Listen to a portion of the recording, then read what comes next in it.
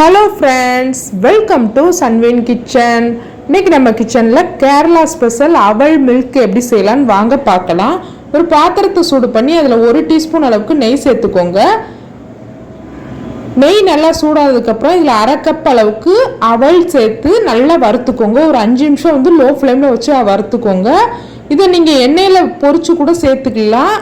ஆனால் இந்த மாதிரி வறுத்து சேர்க்கும் போது நமக்கு எண்ணெய் ரொம்ப குடிக்காது. நெய் ஒரே 1 டீஸ்பூன் மட்டும் சேர்த்தாலே போதும்.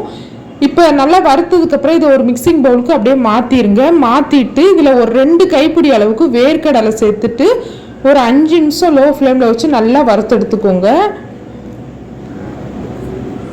வேர்க்கடலை நல்லா வறுப்பட்டதுக்கப்புறம் இதை ஒரு பிளேட்டுக்கு அப்படியே மாற்றிடுங்க. மாற்றிட்டு இது நல்லா ஆறணும். நல்லா ஆறுனதுக்கப்புறம் இதோட தோலெல்லாம் எடுத்துருங்க. ஆறுனதுக்கப்புறம் தோலை எடுத்திங்கன்னா ஈஸியாக வந்துடும். இப்போ இது ஒரு ஓரமாக அப்படியே இருக்கட்டும். இப்போ ஒரு மிக்சிங் பவுலில் ஒரு 2 வாழைப்பழம் சேர்த்துக்கோங்க. 2 வாழைப்பழம் சேர்த்து நல்லா இந்த மாதிரி மசிச்சு விட்டுக்கோங்க. எந்த அளவுக்கு மசிக்க முடியுமோ அந்த அளவுக்கு நீங்கள் நல்லா மசிச்சு எடுத்துக்கோங்க. மிக்சியில் போட்டுலாம் அரைக்கக்கூடாது. நம்ம இந்த மாதிரி ஸ்பூன் வச்சு மசிச்சாதான் நல்லா கரெக்டாக இருக்கும். இப்போ இந்த அளவுக்கு மசிஞ்சு ரெடி ஆயிடுச்சு. இதை ஒரு ஓரமாக அப்படியே இருக்கட்டும். ஒரு கப்பில் உங்களுக்கு இனிப்பு எந்த அளவுக்கு தேவையோ அந்த அளவுக்கு நாட்டு சக்கரை அல்லது சீனி சேர்த்துக்கோங்க.